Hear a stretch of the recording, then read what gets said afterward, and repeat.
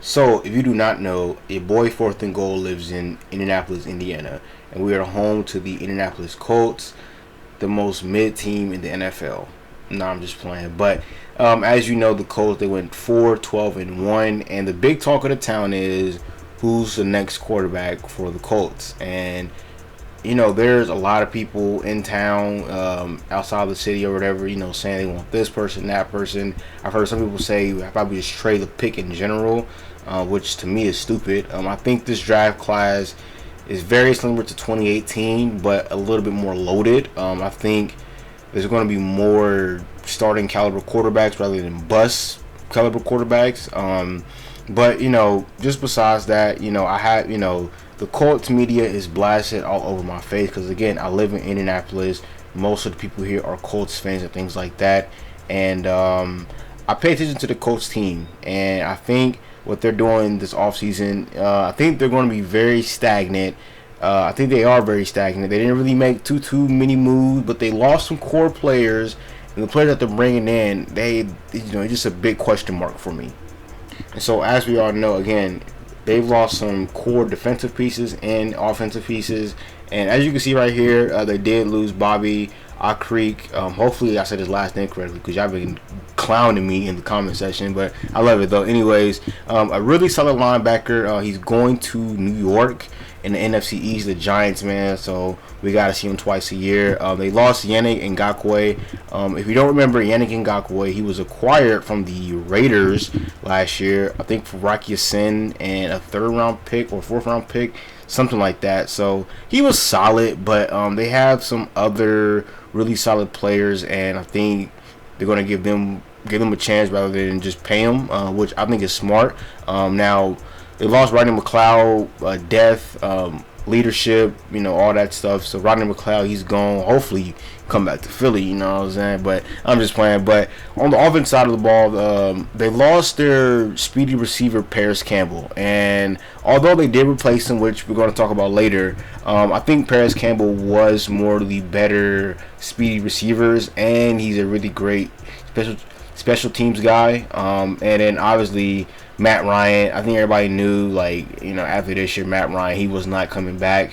But as you can see on the right side, on their defensive rankings, they were 6th in sacks, 4th in tackles for loss, both in top 10. But after that, they had a lot of red, a lot of things that were bottom 5, bottom 10, 6th worst in passing touchdowns, 5th worst in interceptions. They let Stephon Gilmore go, 5th worst in rushing touchdowns. They couldn't get to the quarterback and knockdowns and things like that. So, and they were getting scored on left and right.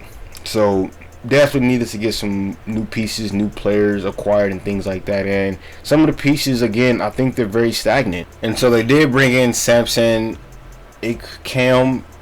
I'm sorry about his last name. The guy from the Niners, the DN, a really solid DN. They did get a new kicker in Matt Gay, which that's a massive upgrade. Taven Bryan from the Browns. Taven Bryan, he's had a very below starter career. But one of the more controversy players that they're incoming is Isaiah McKenzie, because he was the slot guy, the backup slot guy for the Bills these past couple seasons, sitting behind Cole Beasley. And is he going to be the starting slot receiver for the Colts? I really don't know if he's that guy. Just in my eyes, is just watching him in Buffalo. I don't know if he can be that guy that Paris Campbell was. I think he's a little bit shorter, a little bit smaller, but they are speedy receivers, which you need. You need a speedy receiver every time on every team. Somebody that can, drag safeties or that can outrun DBs every now and then. You need that guy, and I think McKenzie can be that guy. But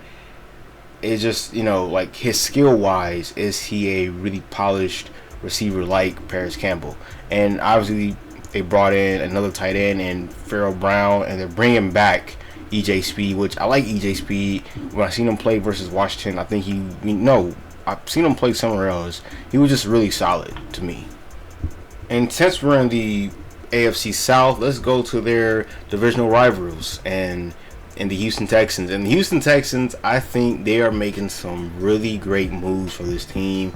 for the quarterback they're going to bring in, no matter if it's Bryce Young, C.J. Stroud, whoever it is. I think they're in perfect situation.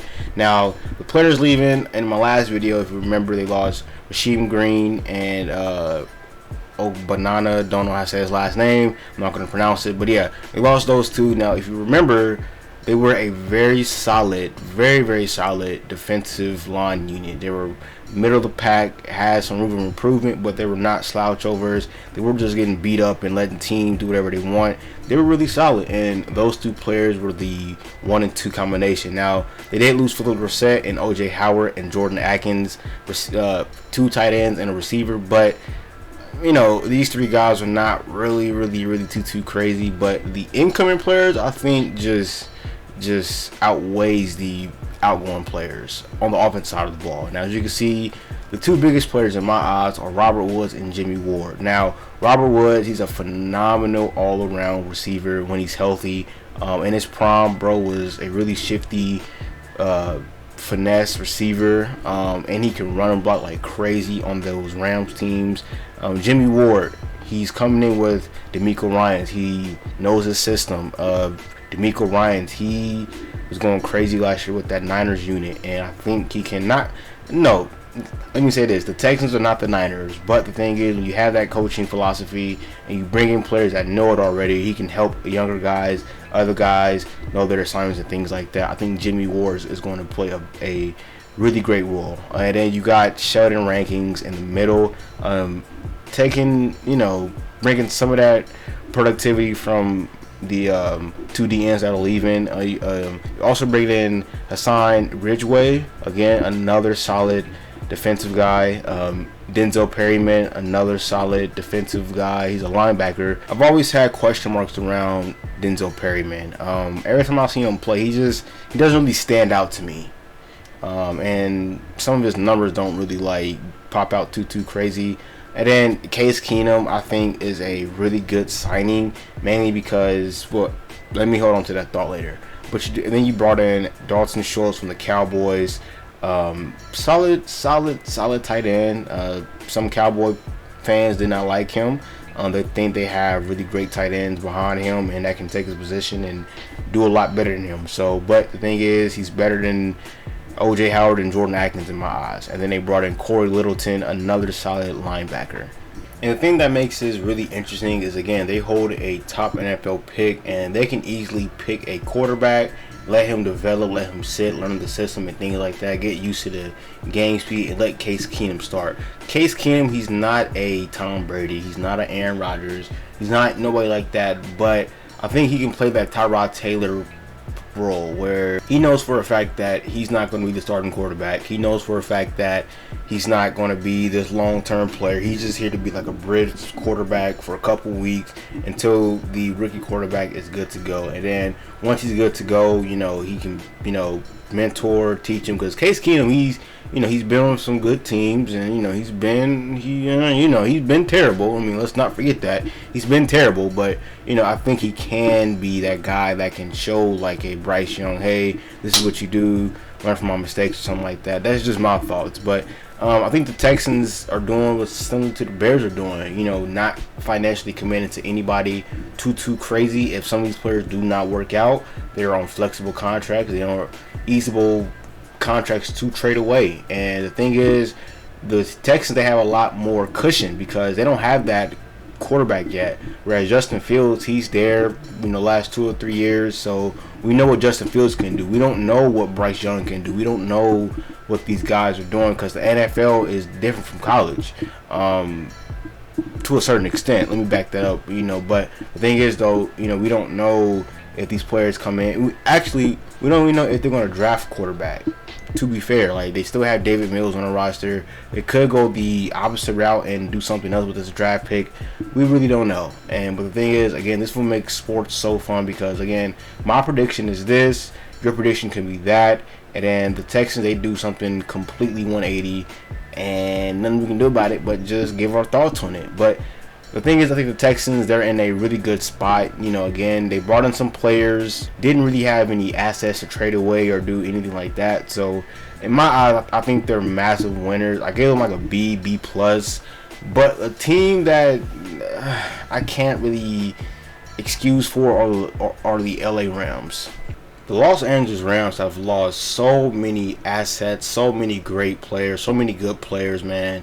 Like, it's so scary what they're going to look like next year. Now, we know they lost Jalen Ramsey, Bobby Wagner, Taylor Rapp, Leonard Floyd, Nick Scott, Troy Hill, and A'Shawn Robinson. All these guys played pivotal roles last year. Some of these dudes were on the Super Bowl winning team, and before that, they were core pieces to the deep playoff run teams and things like that. All these guys are gone, and they really didn't get anything in return for these dudes. Now, it's very pivotal to know that they don't have a first-round pick. They don't have a first-round pick, and their future is looking very, very scary. Now, next year, they'll be losing Cam Akers, Van Jefferson, and Tyler Higbee, all three core pieces to the offense. Now, Cam Akers, I don't think he'll be back on a deal. I think he'll be on the franchise tag. But Van Jefferson and Tyler Higbee, I don't see those guys coming back on the roster next year. And then in 2025, they're losing the GOAT, Aaron Donald, and Allen Robinson. And I just think it is very, very scary. I don't know what they're doing. Like, they're not picking up anybody.